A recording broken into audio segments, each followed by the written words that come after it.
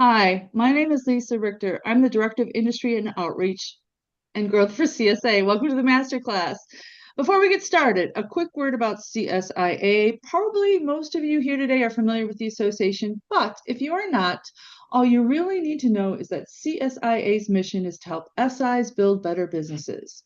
How do we do that? Well, for starters, we have a team of volunteer SIs who have crowdsourced a best practices manual to help SIs scale their businesses. In fact, the BP committee regularly reviews and updates the manual, and it is currently in its sixth edition, with plans to already underway for the next version. For those companies that want to take these best practices to the next level, CSA also offers a certification program that includes a third-party audit. Many companies find that this audit is extremely helpful for them to understand their business and how to scale. CSA also offers access to vetted professional services companies, including financial, insurance, and legal, who understand an SI's unique business needs. Something you will see for yourself today, as today's speakers are with Wipfli, which is CSIA's partner for business and tech advisory services. With thousands of qualified integrators and suppliers, the CSIA Industrial Automation Exchange helps SIs, industry suppliers, and manufacturers connect and do business. For SIs and partners, it provides a platform to support your content and SEO marketing efforts, position yourself as a thought leader, and nurture prospects during their complicated buyer's journey. If you are not currently a member, now is a great time to join. Membership provides you and your entire team with a full lineup of virtual events and other resources from accounting to sales to operations to training, 365 days per year. It also means that you and your team can attend the CSIA conference because this annual in-person event is members only. If you are currently a member and have not renewed, I encourage you to do so ASAP, as registration for the conference will be opening any day now, and you do need to be a member in good standing to attend. If you want to just get a flavor of CSIA and its members, I encourage you to listen to the Talking Industrial Automation podcast. CSIA members talk all things industrial automation, and it's just a great way for you to hear what your peers are up to. A couple of housekeeping notes before I turn it over to today's speakers. If you have any questions during the presentation, please use the Q&A feature in Zoom. That helps us stay organized. I also ask that you please turn the automatic note-taking applications. Those are CSIA's policy at this time. Appreciate you understanding. That being said, the session is being recorded, and you will get a link to the recording in the next day or so. At this time, I'm turning it over to today's speakers. Take it away, guys. Thanks, Lisa. Give me 1 second here. I'm trying to put the slides up here. No problem. All right, looks like you got it. All right, sounds good. Appreciate the introduction, Lisa. For those of you that don't know, myself or Sarah, we're partners at Wipfli. Wipfli's been involved in CSIA through our acquisition of Clayton McCurvey. Since 2016, we've been part of the affinity program on the accounting side and business advisory side. We help clients and a lot of CSIA client or CSIA members in just typical accounting tax, but focused on kind of R&D credits, helping clients restructure, looking at traditional succession planning ideas such as gifting, doing valuations for the companies so that they can gift shares to other people, doing quality of earnings studies, estate planning.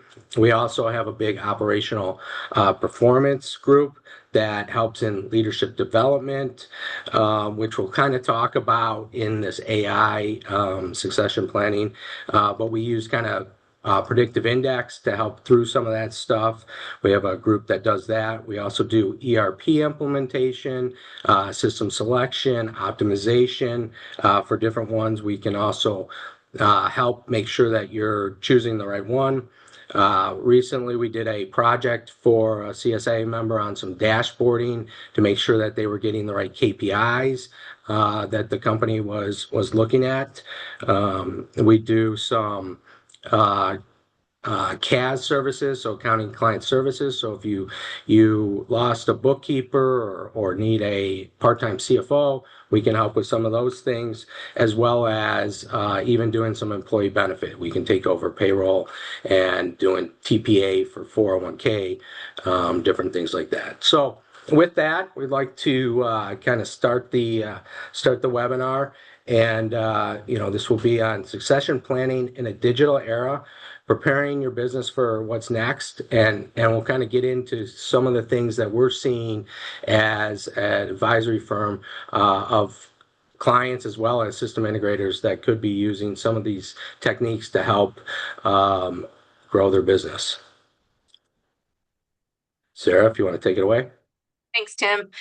I'm going to start by talking at a high level about what is succession planning and how AI can help with the process. Then I'm going to turn it over to Tim to discuss a real world example of how one company utilized AI to assist in their succession planning journey. So when we talk about succession planning, I want to sort of level set what we mean by that. When most people hear succession planning, they tend to think about a retirement event.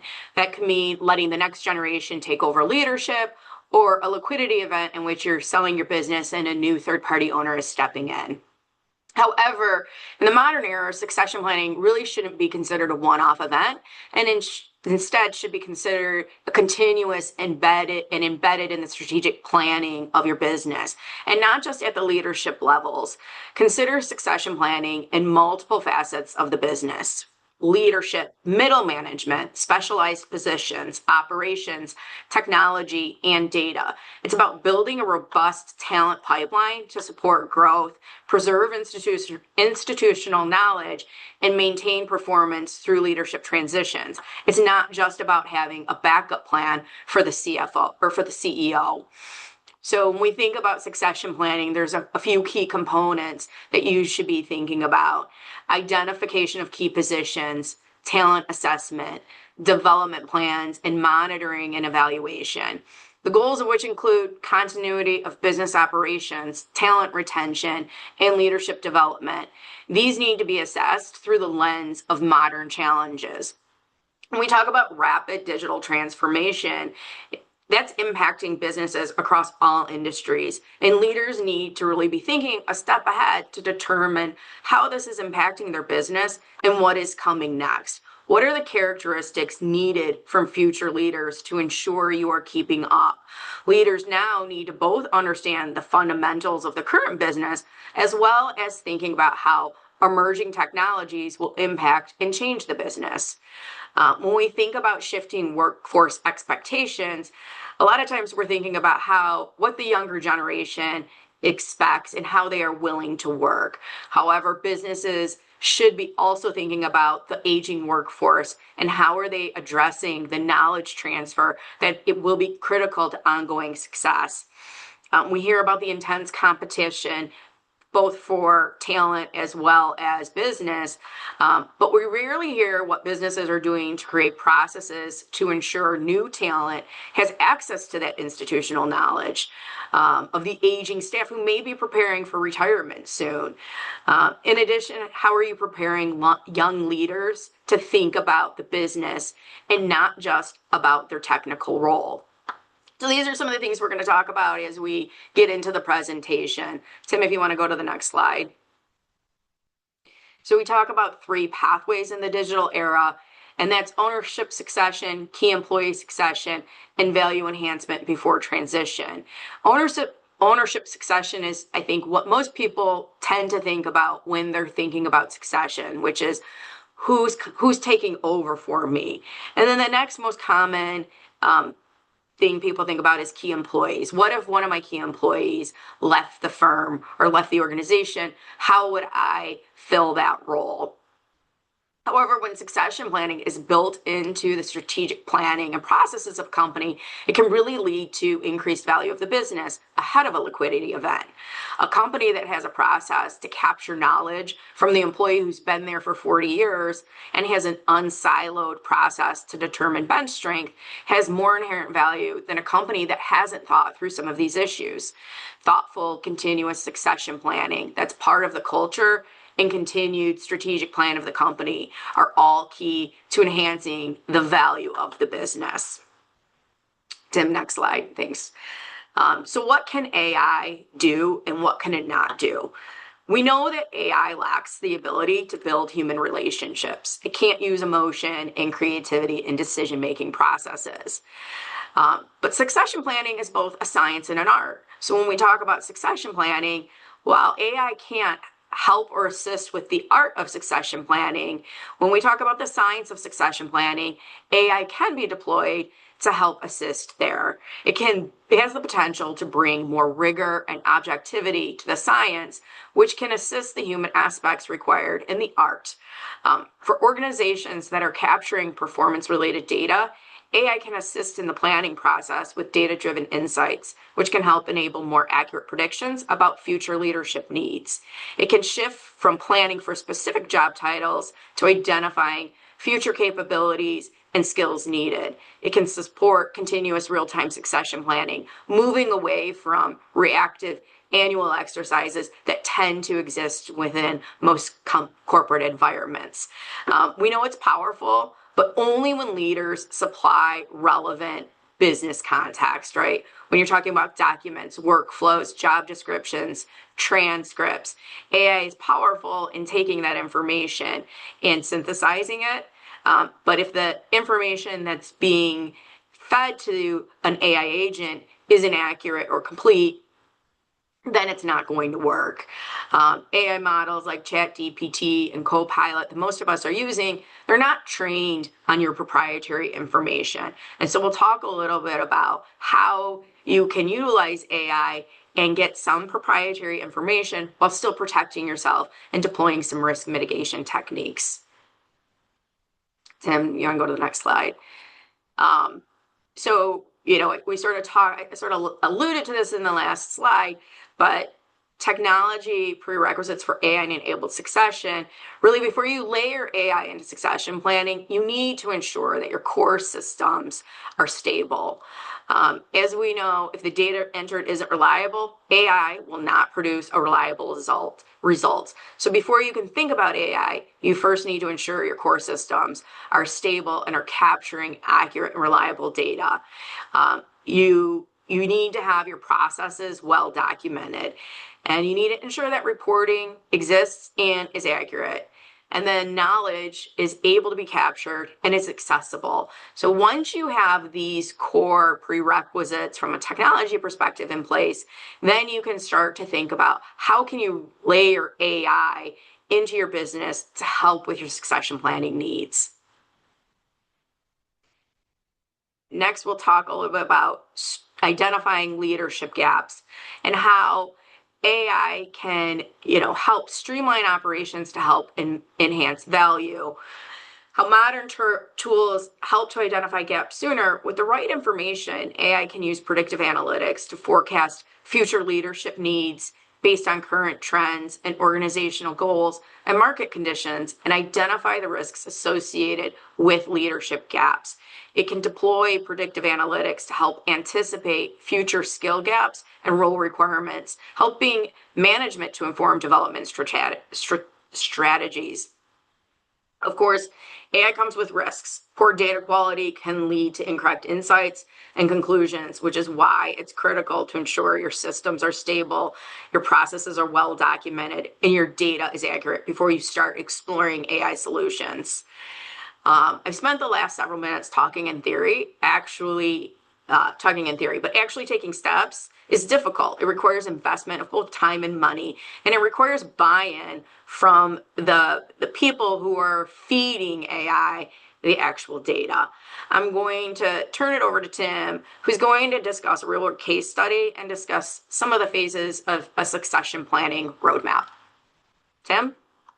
Thanks, Sarah. Before we get there, one of the key things here too when we talk about streamlining the operational value is again, you can use the AI, but there's probably some additional things. As I mentioned before, our Wifley does help with leadership development using PI and some other different sources. And that could be also an add on to this to get the best value as the leadership or management team is really looking at the future succession of an organization and what needs to be done.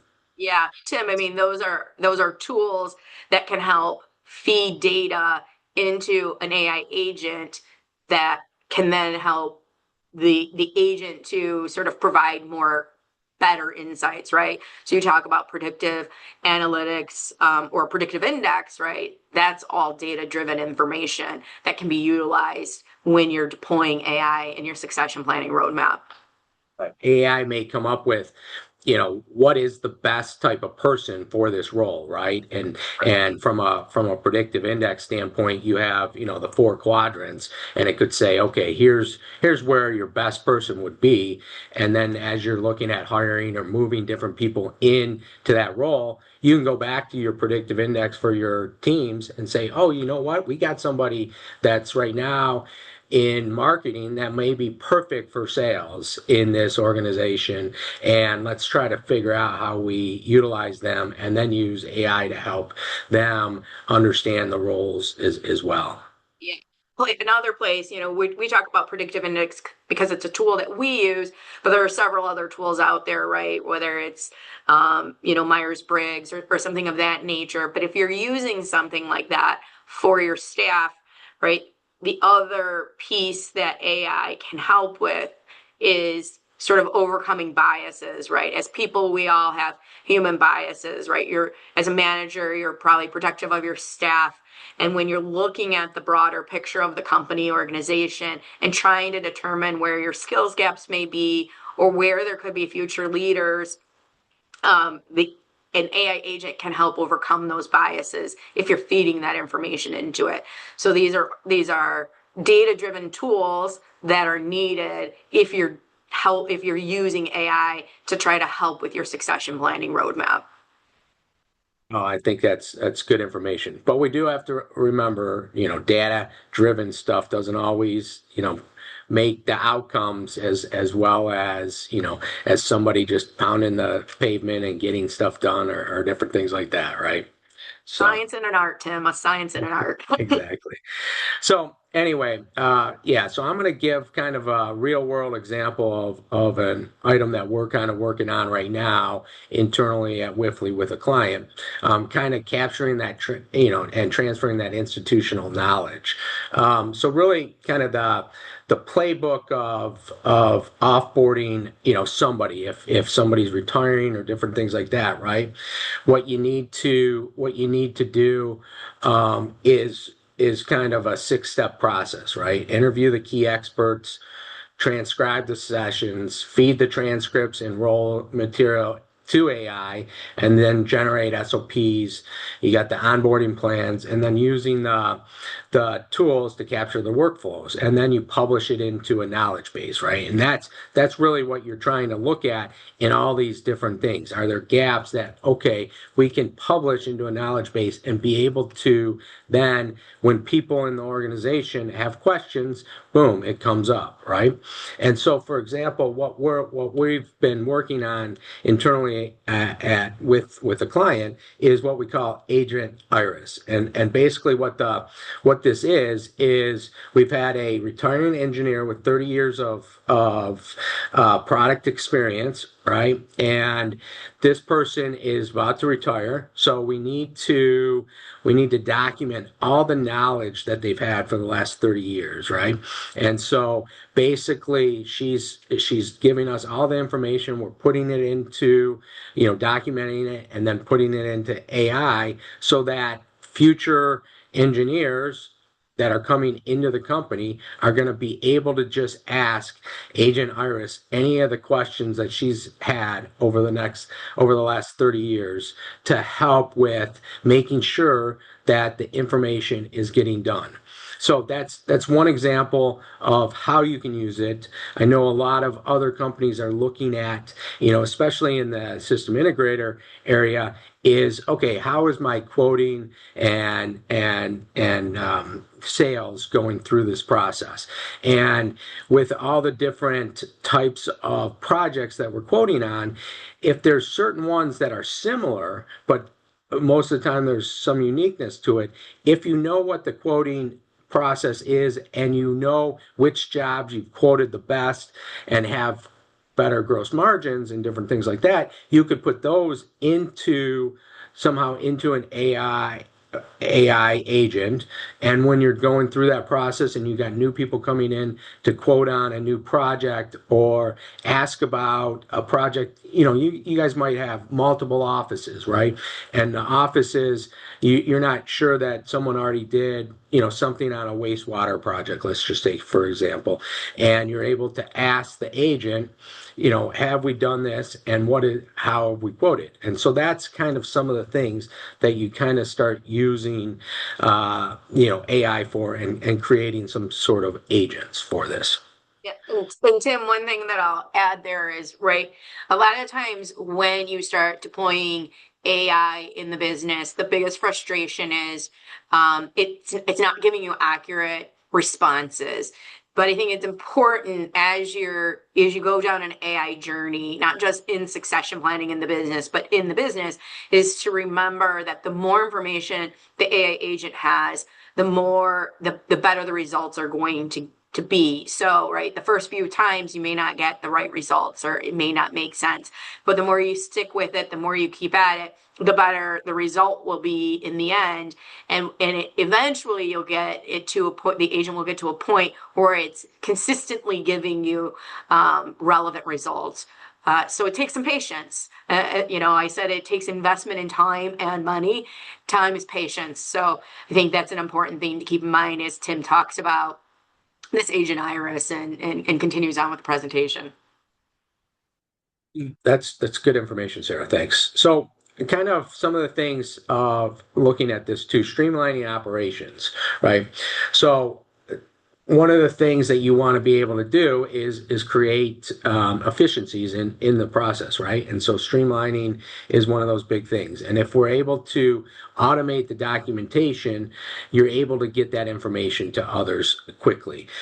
Predictive maintenance, one of the big things these days, right? And a lot of times, really, it's the system integrators that are helping their clients with this predictive maintenance, right? We're putting something onto the controls or within that controls in the controls system that we're providing to a client that helps with the predictive maintenance, right? If I can, as an owner or as the COO, be able to look on my phone and be able to see that I got certain machines that potentially are going to need maintenance at these times, I can make those switches so we don't have the downtime and we're making sure that things are getting done quicker. Again, workflow automation to remove the manual dependencies. Again, that it's all about making sure we get the information into there. The manual dependencies, are stuff that we need to get out of there because if somebody leaves, what if they didn't know what was the right thing that should be doing? And then resource planning optimization kind of focused on, how many people we need. I got a client right now working through stuff of where they basically focus on utilization, and they have data that says, okay, I got so many that are over what my utilization should be, and so many under, and they're able to tag those people that are under on a weekly basis, and then determine what's happening, why are they not as productive, and that's all based off of data that's been put into the system. Some value enhancements that we're looking at, how this operational maturity raises multiples. So I think, again, as Sarah was mentioning, on a traditional succession, right, you're going out and selling. And really what we're trying to do here is just talk about all the different ways that we can increase value of the company prior to a potential sale or transition to, key leadership, second generation, third generation, or, to an outside firm. And especially PE firms, right? And a lot of the system integrators have already sold to them. They're looking for a lot of data, right? And the more data you have, the better. And so if you have documented processes, strong data foundations, scalable systems, and then a reduced dependency on individual employees, it's much easier for them to see what potential growth would be, how you would bolt on other add-ons in these areas, because you have the processes documented, and you could maybe start a new office in another location much easier, because you potentially have created an agent for how an office runs, and then therefore how this new office would run. You have somebody that would come in and be able to have all the documentation they need to help through that process to onboard a little bit easier. Tim, I think it's also right if we think about value accretion within the business, and you're thinking of succession in not just as a retirement event or an exit event. You're thinking about succession throughout the business, succession of key employees, succession of specialized positions, but also succession of processes, right? As we're all living within this rapid digital transformation era, your processes are probably continuously being updated. The more documentation you have of what your current processes are, the easier it is to sort of pivot and change a process to sort of take on new technologies or whatever it may be. It makes those changes easier, incrementally easier and more efficient, which increases the value of the business. So I think when you think of succession, it's not just people, it's also technology, it's also process. Right, because we're things are changing fast now, and we have to be able to keep up. And so, the more documentation you have, the more data you have, the easier it is to continue to change your business as needed with the new technologies that we're seeing every day. I think one of the great points you made there too is with that documentation, and some, like, you might have a few superstars in your organization, and those superstars are the ones that, okay, got you to one point. If they're able to document that on certain things that are kind of more repetitive, things that other people can take over, it gives them the opportunity to then jump into a new area and help you grow in that area, right? And so and they can feel like, okay, no problem, because basically they created an agent of themselves, or have all that tribal knowledge that's already in the company. They're able to leverage AI, their repetitive tasks that eat up some of their time, to AI possibly, or an automated process, and use their time to focus on more strategic initiatives. Yeah, exactly. I think in this whole thing, AI, boosting the enterprise value, we put in here lower risk profile, and I think one of those things, a lot of the system integrators take on some very, very high risk projects, right? And if those high risk projects go sideways, you have the opportunity to lose money. And so if you can create those high risk and move them into low risk, right, it's going to completely change your enterprise value, because you've taken these harder type jobs and you've been able to now document them the right way and know that anybody in the organization can help through this process, and it doesn't have to be the top people that are doing it. So that's kind of where you're looking at making sure the documentation, all those good things are being done to help with some of that stuff, right? And that helps with making sure then you need to have the data's got to be clean. You're not putting in stuff that's not there, and then it helps management make better decisions on how much additional work they can take on when they're bidding on a new high risk job, and they got 3 other jobs that are going on at the same time.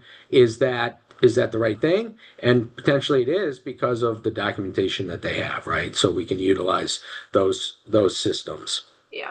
We know this industry is one that has a lot of special projects, right?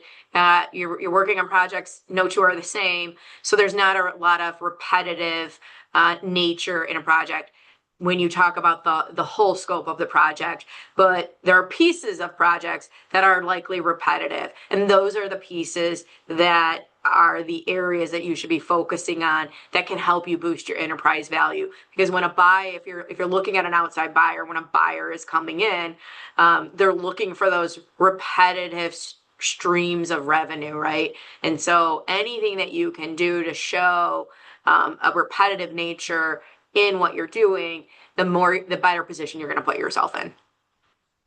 Yeah, I agree with that. One of the additional things I think that potentially AI and having, this documentation can definitely help with. I think over the last, 3-4 years, it's been a struggle to find people, right? And find the right people. And then as, over the last couple of years, we've kind of seen that people are holding on to their people a little bit longer because they don't want to let people go and hoping that the work will come. Well, in this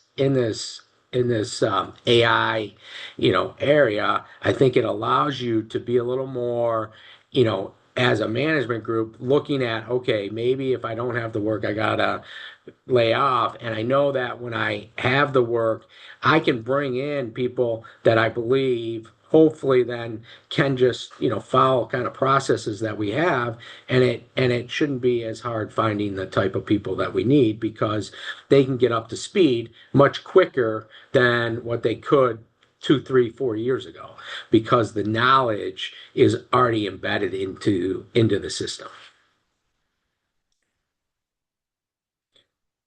Risk mitigation. So some of the things that you want to make sure that you're doing during this time is as you're doing all this stuff, you still got to focus on, your cybersecurity issues. We're still seeing a lot of that out there.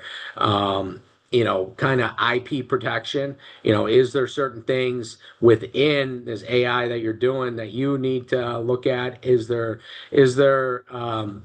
intellectual property that you're generating that you need to figure out how do you make sure you have that and you're getting the value for that potentially on a succession, or also other things that you need to make sure that you're documenting as well. Access management for new leaders, right? This is what we talked about here easily. It gives you opportunities to move people up into leadership, I think, a lot more quickly, depending on how their focus is and where their leadership qualities are, right? And then you probably also, as you're growing, depending on how big you are, there could be some governance that's needed for AI, right? We don't want AI to get out there too much that somehow it's out there on the web or something's out there that the company is then gonna potentially either get on social media, get something that's not right, have some litigation against them or different things like that. So and then kind of maintaining control during transition, right? How that, if you are selling to a PE or different things, how does some of that AI agent stuff or documentation make sure that it's getting uploaded to the right, to the new company. I mean, I think AI can help a lot of ways in succession when you're looking at succession within the business, whether it's key employees, specialized positions, or you're talking about technology or process.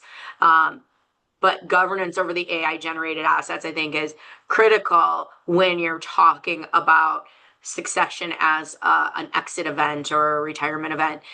Because, right, if you have an outside buyer coming in and you have deployed AI assets within the company, making sure that there's governance around those assets to ensure that they are providing relevant results and there's not hallucination in those assets that are sort of producing incorrect results is critical. So you want to make sure that those AI assets that you deploy are mature before you go to an exit strategy. I think that would be a key component when you're going through this journey, when you're looking at AI within succession. Yeah. All right, so we kind of put together a little succession planning roadmap and kind of the stages of kind of where we see things, right? And so when you're looking at this, these are things that from our standpoint, we can definitely help the company with of trying to get this moving along and going. So we look at it in a 4-phase approach. Really, your discover, which we're identifying risk roles, map critical workflows, and assess tech foundations, right? And then you got to document everything, right? So capture that tribal knowledge that's there by the individual, build role clarity, and then create leadership development paths for that area, right? And so, in different things, I think it's not always with this too. It's not just starting it with somebody that's retiring, right? I think it's being able to use this in every area of your organization, especially if you're growing, right? You might have, a director of finance that you want to create and understand everything that they're doing, or a controller, and you're going to go out and potentially add on another company, and they're going to have their own accounting department as well. And you can utilize, the information that you've already gained from this to help with that new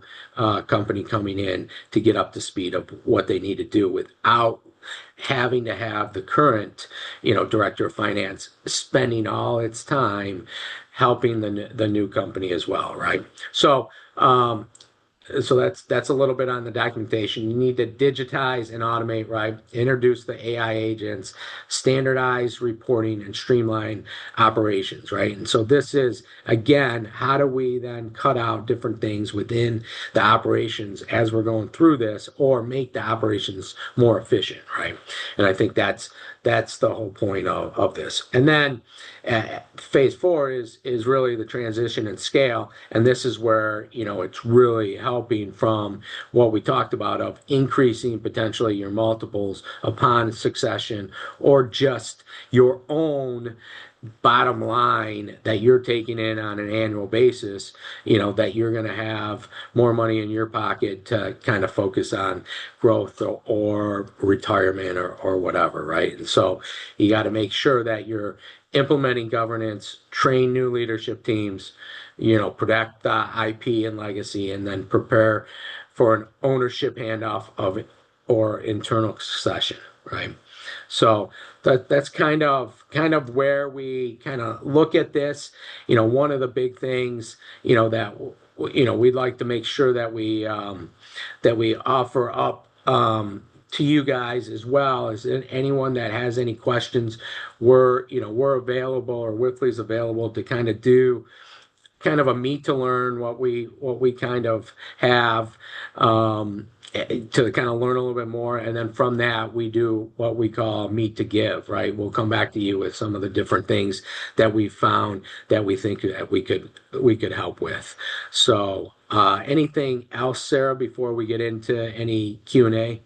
The only thing I would say is, right, when we talk about this succession planning roadmap, I started at the top of the presentation saying that succession planning should really be continuous and an embedded part of your strategic planning process. When you look at phase 1 through 3, those phases should be continuous, right? Because your business isn't static, your business is dynamic and it's continuously changing.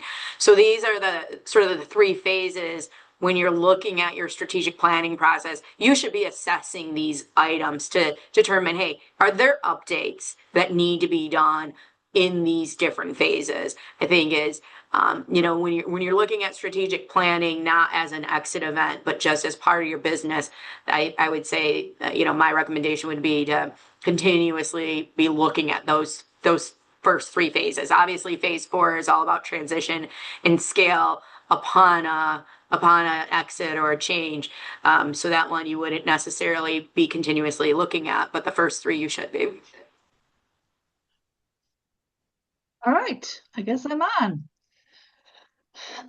So forgive me, first of all, if you've already answered this question, but I'm going to be faithful to the list here and go ahead and ask them anyway. How early should a business begin building its succession planning roadmap, especially if leadership changes aren't expected in the near future? I would say it's never too early to begin your succession planning roadmap, especially when you look at, right, because we're talking about succession planning not just being a change at leadership. It's succession in multifacets of the business. And so I think the earlier the better. And I think adding on to that, right? I mean, it again, succession planning. We're talking right now about AI, but succession planning in general, right? As you're looking at your company and what you expect to have happen in the future, those are key areas that you have that discussion to really figure out, are there things that we need to really change within the organization because we're going to get from X to Y to Z, and what are all those? It may have to do with AI. It may have to do with creating, a management incentive plan within your organization. It may be having an advisory board that you want to have, right? I mean, there's all kinds of different things. So again, as we just talk about succession in general, there's a lot to it, and as Sarah said earlier, the better, to kind of figure out, where everyone wants to go. If you're not thinking about succession planning, I think you're missing a huge opportunity when it comes to talent retention, especially when you look at the younger generation. The younger generation's moving fast and they want to know, they want to have clear, defined career paths. And so that is part of your succession planning, right? Is how are you sort of creating a path for your younger talent to show them that there is a future career path for them, that they can move up, that there is opportunity for them.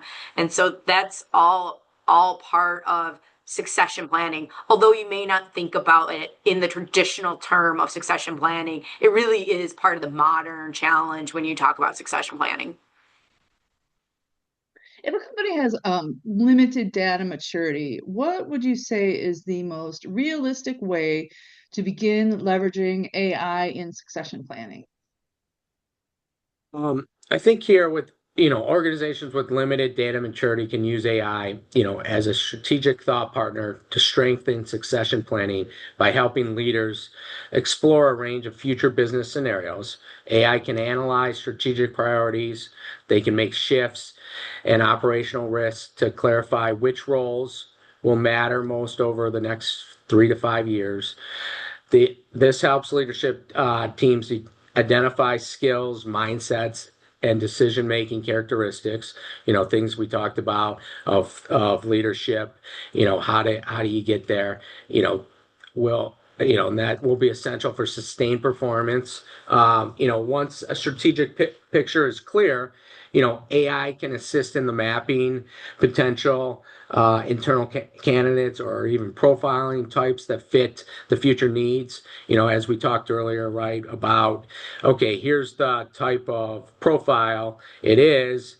We know within our organization we have 4 of these people that kind of profile the same way. How do we get them more involved in something like that, right? And so that's how you can start utilizing, AI in that realm. All right, so Which something that's good. Go ahead, Sarah. was gonna say, I would just add to that, right, is um, you can use AI to assist in thought leadership, right? I think probably most people on this call have used AI in some form, whether it's to help them start writing something or whatever. But when you start talking about really going on an AI journey, I think the first step is always going to be getting your data to a place that it's reliable. So, it doesn't necessarily, you may be a new company, so you may have some limited data maturity there, but you want reliable data. Is going to be the first step of a true AI journey. You can start with a basic, some basic AI tools to help. But when you talk about our true AI journey, I think the first step is always going to be accurate and complete data. This next one's a little touchy. Okay, so be prepared for that. If you're thinking about your current leadership team, do you need to be concerned about if the team has the right digital era competencies to support long-term growth? I mean, we've all been in the room where somebody's handed their phone over to their kid and be like, "Can you get me logged in?" Like that's what I'm picturing is like, is there a challenge there for the leadership who needs to drive this, who may or may not be the most, I don't know, technically savvy? I think great leaders know where their weaknesses are and they put people in place to help shore up those weaknesses. So, I certainly think that you can have leaders who maybe don't have the highest digital era competencies, but they have to have the forethought to understand that that's a weakness of theirs and identify other folks within the organization who can help them navigate the to shore up those competencies. Tim, I'm sure you have some thoughts. Yeah, I mean, I think again, not everybody is going to just jump into this AI journey, right? I mean, it's and digital transformation or whatever, and not saying just like anything, you're not saying that by doing this, all of a sudden you're gonna, your company is going to be, truly change and you're going to go from a 5 multiple to a 10 multiple upon a sale because you put AI into this, right? A lot of it is, you know, your leadership team has to understand, what makes the next generation, tick and how are you doing what you're doing, right? And there is so much, I've seen, over the years, just like our industry, there's so much more remote type work, right? And the ability to train and develop people has kind of gone away from what it used to be, right? You used to be in the office and be able to sit next to somebody and do all this other stuff, right? And now you really, to be able to train those people, it's almost like you need to create your own agent, right? And I think that is part of it, of saying, here's the things that I've done over the things to get to where I am. Okay, how do you then utilize those people to understand that and figure out what they want to do in their career to get to whatever point it is, right? And using AI or other digital, programs is definitely needs to happen, but on what scale is, dependent on the organization.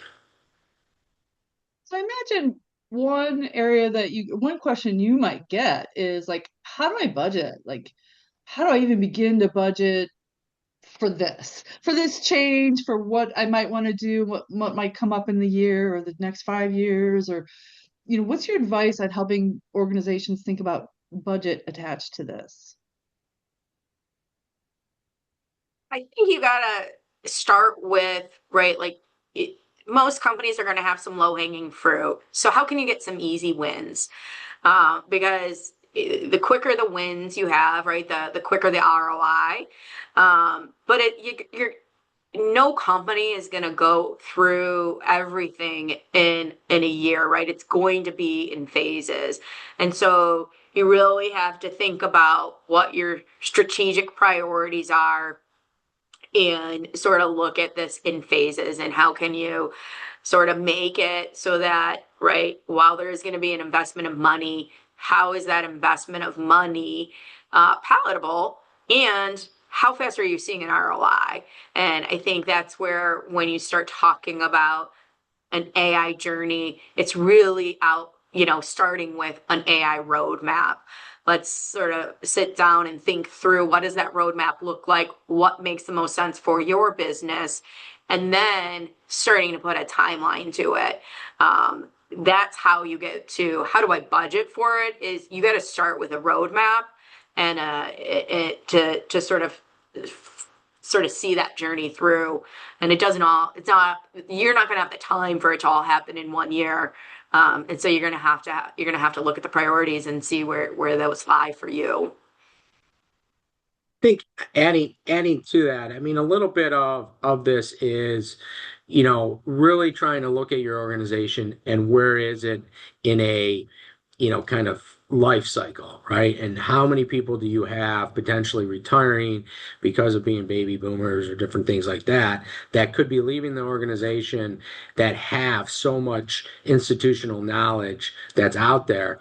It may be, okay, we got to jump on this and we got to get people doing this so that we have that knowledge later on that's going to really help us.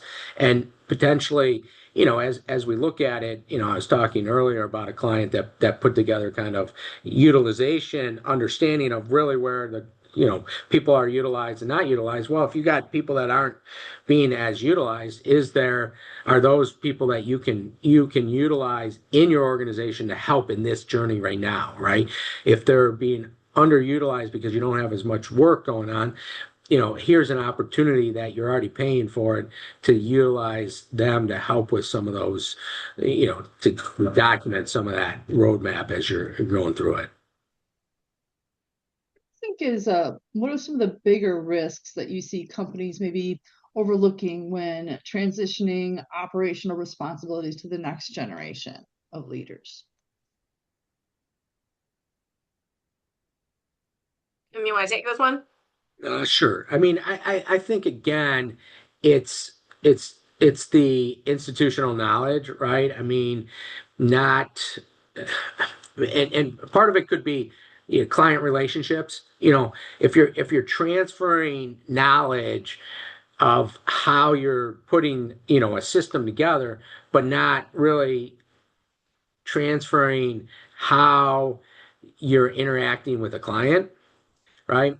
That could be a huge miss, meaning that you put the wrong personality on the job that's interacting with this current client, right? So there's again, getting back to AI is great in some aspects, but you still have a human element that isn't there that you need to make sure that you're understanding as a organization or management team as you're going through some of this stuff.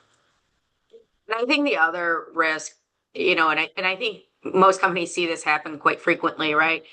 When you talk about right transition of leadership, maybe not at like the top level, but in a middle management level, oftentimes you're promoting somebody who's a great technical person, great engineer, and now you're sort of promoting them into management, but you haven't provided them with the skills on how to actually manage people. And so there's a skills gap there.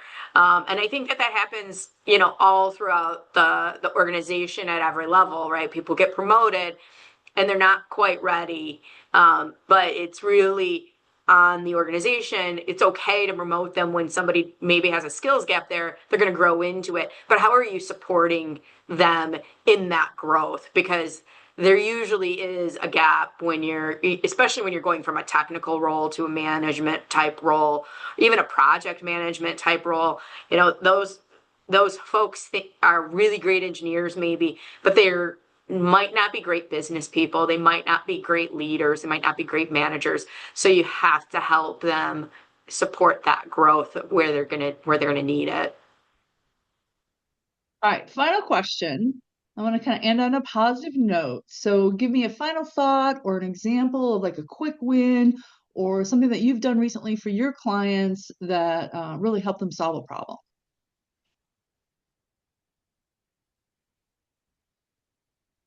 Are we talking about using AI in this or just in general?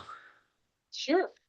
Yeah. Well, I mean, just recently, I mean, I was going out, for me, I'll use this. We were going out to a prospect, and basically, um, you know, we utilized AI to generate some information about what was going on, and there was a lot of unbelievable information about both the company and the industry that made it easier for us to ask relevant questions that we understood what the industry was like. So I mean, it makes at least my job as kind of a business development person a little bit easier with having the ability for AI to condense the information that I'm looking for in a much nicer way than what I used to have to do it in. I'll say, on the tax side, we do use some AI tools. I've been leaning into in our tax research area. Our tax research platform has sort of rolled out some AI tools, and I've used those. I'm still a little bit leery sometimes, especially in tax research, because you don't. Until I know I can trust the AI tool, I have to double check everything. But I was very pleasantly surprised. I put some fact pattern in. I knew my answer. So now I'm just testing the AI tool out. And so I put my fact pattern in, and what took me probably 12 hours of research time to get to my conclusion. When I put the fact pattern into the AI tool, it came up. I mean, it took me about 30 minutes to an hour total. So saved me almost 11 hours of time. I got to the same answer, in my test case. So now I'm testing that out in other cases, still fact checking on the side. But what I'm finding is that it's leading me to the right answers. And it makes it easier for me to double check because it's giving me the source of where the answers are coming from. So I can easily go back to that source instead of oftentimes when you're doing tax research, you're ferreting through a lot of different data to make sure you're getting to the right source. And it's getting me there really quick. So that's been a pretty big win for me in the tax world. Yeah. It I goes think the back to biggest that thing that saying from, Lisa, go sorry, ahead. just the biggest thing that Sarah said on the AI type thing, especially when you're asking it more of outside type stuff, is I think you need to be cognizant of the fact checking, right? I mean, it's good, but it's not always complete. Yep, for Yeah. sure. I think it tends to want to tell you what you want to hear too, a little bit. Which is kind of nice too. It's also really positive. Be like, great idea, Lisa. That was a great idea. So you With get that little boost. the tax AI tools is that it does not tell you what you want to hear. It's It's really too more bad because I giving you facts. It's digging through all of the source data that's out there, yeah. and giving it to you. So that I don't have that problem. I don't need to start any wild rumors. No, No, no, no, no, please no, for don't. sure. Yeah. Awesome. Well, okay. Well, that's it then for today's session. My colleague's going to put up my final slides here. And I just want to say, thanks, Tim and Sarah, for giving us this informative discussion and also for Whipley for partnering with these event and being a good CSIA partner and helping all of our members get where they need to go. Be sure to bookmark the CSA events calendar so you don't miss any upcoming events. And that's a wrap. Thanks again. Thanks for joining us and have a great day. Thank you. Thanks, Lisa.